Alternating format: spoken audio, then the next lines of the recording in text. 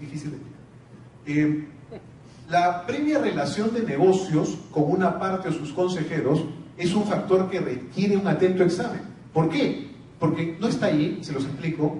Depende del análisis, podrá volverse un factor descalificante o tornarse un factor no descalificante. Esta relación de negocios, ¿qué puede involucrar? La representación legal, el empleo, la consulta. Por ejemplo, yo emito, y ustedes seguro, uno de ustedes, opiniones, ¿no? Lo que llaman expert witness, para empresas estatales y para empresas de, por ejemplo, a nivel eléctrico, etc. ¿Eso te descalifica? Depende. ¿Qué hay que analizar? Frecuencia y tiempo de la relación. Por ejemplo, tú emitiste una opinión hace 7 años y cobraste un horario determinado. Nunca más te pidieron nada.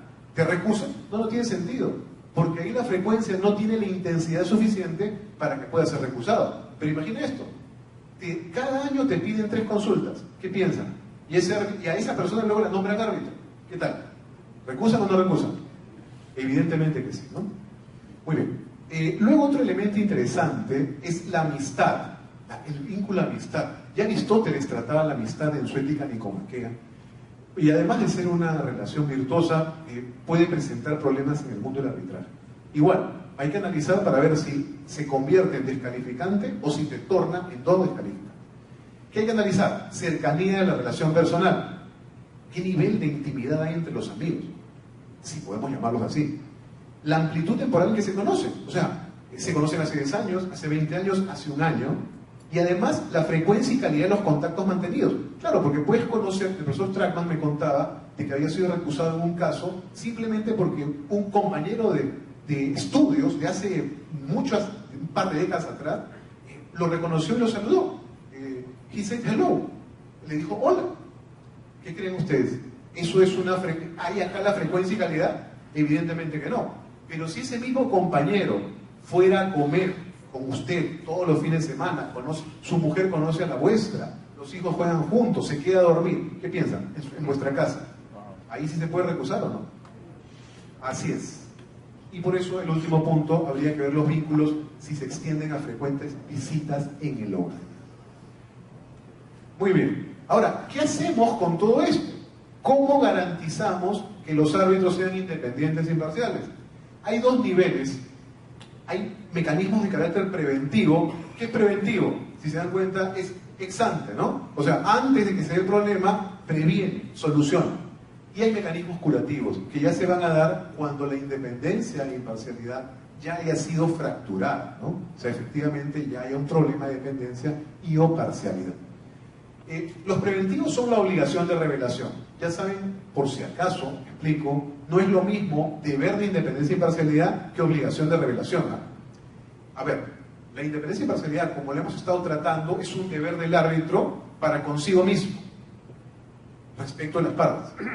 Pero la obligación de revelación es una obligación convergente con la primera. O sea, además de tú mantenerte independiente y imparcial, tienes el deber de revelar a las partes si surgiera alguna circunstancia que ponga en duda eso. Son cosas distintas pero convergentes. Tan cierto es que tú puedes haberte mantenido independiente y parcial, pero no revelaste. Esa no revelación podría presentar una duda justificada sobre tu independencia y parcialidad. Entonces son en el fondo, 2 caras también integrales. Luego está el rechazo a la designación. Lamentablemente en la práctica peruana de compañeros árbitros no es quizá la práctica más común. Si tú eres designado y te sabes claramente dependiente o parcial, lo decente, lo elegante debería ser rechazar la designación, ¿no? Pero bueno, hay un lío por el tema peculiar. Luego está la prohibición de las comunicaciones ex parte, ¿no? Entonces, ¿cuál es el tema aquí? Que los árbitros no podemos comunicarnos con las partes. Por si acaso les obsequio algo. Esa no comunicación su límite temporal último es máxime la selección del presidente del tribunal, o mejor aún, la designación del presidente del tribunal. A nivel anglosajón esto es muy claro. En la práctica nacional y la práctica y la dogmática hispanoamericana todavía no hay mucho. La verdad es que la dogmática de arbitration law está en ese idioma, en derecho de arbitraje. Entonces hay poco sobre esto, muy poco. Hay que tener entonces como máxime la coordinación, porque la parte que te designa no creen que conoce muy bien la controversia y es la muy interesada en más o menos perfilar. No te va a obligar, te va a sugerir candidatos a presidente. Allí se acaba eso y se cierra. Ya no hay por qué comunicarse con las partes. Y además converge esto con el empleo del secretario arbitral, que una pequeña charla han recibido sobre ello. El secretario arbitral es una suerte de intermediario, ¿no?, entre los árbitros y las partes. Un profesor amigo mío, francés, Thomas Clay, dice que el secretario arbitral es como en Los Ángeles, ¿no?, que comunican a los hombres con Dios. Bueno, yo creo que tiene un ego bastante grande. Pero bueno. Luego están los medios curativos, ¿no? Los medios curativos. ¿Qué pasa si tú ves un árbitro dependiente o parcial? Recusación. ¿Quiénes pueden recusar? Las partes. Sistema, otro obsequio, regla de oro, derecho al arbitraje. ¿Cómo haces? Dependerá, ¿no? Autonomía y voluntad, dependerá. Si está en el acta de instalación ad hoc, ¿no?, o está en el convenio, si tienes algún nivel de conocimiento real y profundo, o si no, estás institucional y está en el reglamento. O si haces una hibridación, es ad hoc, pero te remites un reglamento cuyas reglas usas. Depende.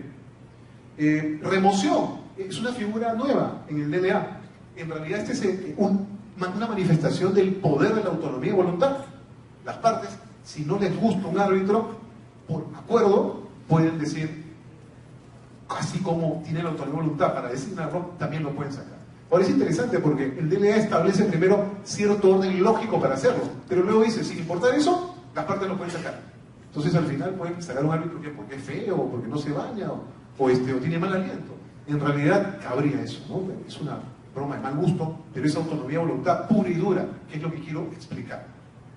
Muy bien, luego está la renuncia. Otra vez volvemos al mundo, ¿no es cierto?, de los egos y los ánimos pecuniarios, ¿no? Si tú sabes ya intra causam arbitratum, o sea, dentro del arbitraje, que por alguna razón previa o coetánea a ese instante tú te has tornado en un árbitro prevenido, lo decente sería que renuncies, ¿no?, porque hay un problema de prevención. Habría que renunciar. Pero bueno, la práctica no necesariamente se condice con esta idea, ¿no? Y finalmente, que es un poco la frontera final también del control del arbitraje en general y de este tema en particular, ya si ha habido un laudo, ¿no?, y se ha mantenido el defecto de independencia y imparcialidad, y obviamente no se ha absorbido por la renuncia al derecho a objetar, ¿no?, consecuentemente podrías anular el laudo basándote en una indebida constitución del tribunal, justamente porque falta la capacidad positiva de independencia y imparcialidad del árbitro. Muy bien. Por si acaso, para seleccionar un árbitro, no voy a leer todo, solo lo he puesto para efectos de explicar una cosilla. Hay un montón de elementos. Esto es técnica anglosajona. Esto todavía a nivel lengua castellana es muy poco conocido. Hay todo un procedimiento para seleccionar un árbitro, ¿no? Entonces hay que revisar el CV, el currículum. Una curiosidad, dentro de lo que hablamos, ¿será útil para la independencia y imparcialidad la revisión del currículum o no? Sí. ¿Por qué? Porque en el currículum puede encontrar, por ejemplo, viejas alianzas profesionales, membresías de estudios anteriores, asesorías prestadas, ¿comprenden? En realidad van a ser una suerte de cazador de mentiras, como dice un profesor que no tiene que hacer con el derecho, que es Paul Ekman, del cual les hablaré un poquito luego porque es una cosa que a mí me fascina en relación a este tema. Muy bien, igual información boca a boca, mouth to mouth, en el mundo anglosajón, es muy importante para ver con quién estás tratando y eventualmente cotejar información de lo que se te dice y de lo que otras personas te cuentan. Los laudos también, porque puedes ver cómo decide, sobre qué cosas ha decidido. No voy a ser que hay 7 laudos sobre una misma empresa, este es el 8º, momento, y en el mismo año, ahí hay un problema. Analizar sus artículos, monografías, su producción literaria, científica, porque también pueden haber posiciones ahí que pueden parcializarlo, ya lo hemos visto, ¿no? Y en general, todo esto luego va a converger con la entrevista personal al candidato, porque al final estamos todavía con un candidato. En la entrevista hay que cotejar factores objetivos y factores subjetivos. Comento un tema que ya del cual no me he ocupado, pero puede ser que aproveche usted para ver si el señor tiene discapacidad física o psíquica, cómo maneja el idioma. El señor dice que entiende el inglés, pero escuche y hace así nomás, ¿no? Pero en ese momento usted podrá cotejar eso, ¿no? Así como aspectos culturales, que son muy importantes, en general, pero por ejemplo en el mundo musulmán es muy importante. Un musulmán se puede sentir mucho más protegido con alguien que comparte un poco su visión religiosa, conoce la Sharia, etc. ¿Qué temas hay que tratar aquí? Ya no voy a explicar todo, son muchos, pero usted en esa entrevista puede aprovechar para en la conversación obtener y cruzar información, ¿sí o no? Y ahí ir viendo si el señor efectivamente es quien dice ser y los aspectos relativos a independencia y parcialidad que nos interesan. Por eso pongo al final indagar sobre temas vinculados a la independencia y parcialidad con motivo de la entrevista. Muy bien. Ahora, esto no es derecho, pero es derecho. ¿Cómo hay técnicas, por si acaso, que permiten controlar la veracidad de lo que las personas dicen? Más fácil, detección de mentiras. Primero, no lo voy a explicar porque esto no me interesa, existe una técnica, Criteria Based Content Analysis, análisis de contenido basado en criterios, y que es en realidad una técnica de detección oral. O sea, a partir de lo que tú me estás diciendo, yo puedo determinar si me dices la verdad o no. ¿En qué se basa? Se basa en un apotegma esencial. La descripción de eventos que suceden en realidad difiere en contenido, calidad de expresión de aquellos imaginados. Más fácil, el que sí vio y es alguien veraz, tiene todo un matiz, tiene toda una información que puede describir con riqueza visual, auditiva, etc. Por contra, el mentiroso tiene que imaginar, tiene que crear, tiene que parchar huecos. Bien dicen que la mentira tiene patitas cortas, es cierto. ¿Y cuáles son los criterios? Hay 19, ya no viene al caso. Uno de ellos, la estructura lógica, la cantidad de detalles. El que sí vio el evento puede describir detalles. Y la reproducción de conversación. Bueno, a lo que más me interesa, la detección gestual. ¿Ustedes han visto una serie de Fox que se llama Lie to Me alguna vez? Pues esto se basa en ello. Son los estudios del profesor Paul Ekman, uno de los psicólogos del siglo, según la Asociación Psiquiátrica Americana. Lo simplifico porque es muy largo y sé que el tiempo ya me lo estoy consumiendo. Se basa en microexpresiones, o sea, expresiones de la cara, del rostro. Los músculos de la cara pueden combinarse en un montón de expresiones. ¿Qué hizo Ekman? Codificó Facial Action Coding System, FACS. ¿En qué? A partir de unidades de acción, Action Unit. Si se dan cuenta, vamos de frente a abajo, eso que ven ahí ustedes es una unidad de acción. No sé si ven el dibujo. Es la unidad de acción 5, Action Unit 5, levantamiento del párpado superior. Por ejemplo, está vinculada a la emoción de sorpresa. Hay 7 emociones básicas y para ir a lo que me interesa, ¿qué hacemos con eso? Todas las emociones se pintan en el rostro. ¿Y cómo puedo detectar las mentiras? ¿Cómo puedo detectar las mentiras? A través de las microexpresiones y otras fuentes informativas. Palabras, pausas, sonidos de la voz, respiración, sudor. Se pueden detectar a través de estas fuentes. ¿Por qué? Porque hay autodelaciones, o sea, son casos en los cuales la persona te dice sin querer a través de sus gestos y movimientos, te dice lo que no te quiere decir. Eso es autodelación. O bien, hay elementos que establecen indicios de mentira. No sé qué diablo se me va, es lo que realmente pasó, pero sí tengo un indicador que lo que me dice no es cierto. Muy bien, finalmente, y con esto me despido, a quien tienen ustedes ahí, esa Rinpoche, en tibetano significa precioso, una encarnación de Buda, Dilgo Khyentse Rinpoche, y me pareció perfecto como ejemplo para enseñarles a distinguir la felicidad como obsequio. Miren, un chiste, todos los pingüinos son ateos, ¿sabían eso? ¿Saben por qué? Porque un pájaro parado no cree en Dios. Ya, una sonrisa real, una sonrisa diplomática. ¿Saben distinguir la sonrisa real de la diplomática? Les enseño. Vean a Dilgo.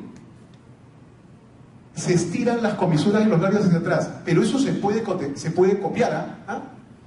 Lo más importante, los músculos alrededor del ojo generan lo que se conoce como patas de gallo, levantamiento de las mejillas. Cuando vean eso, vean ese rostro, no lo olviden, podrán ver a alguien que les sonríe realmente.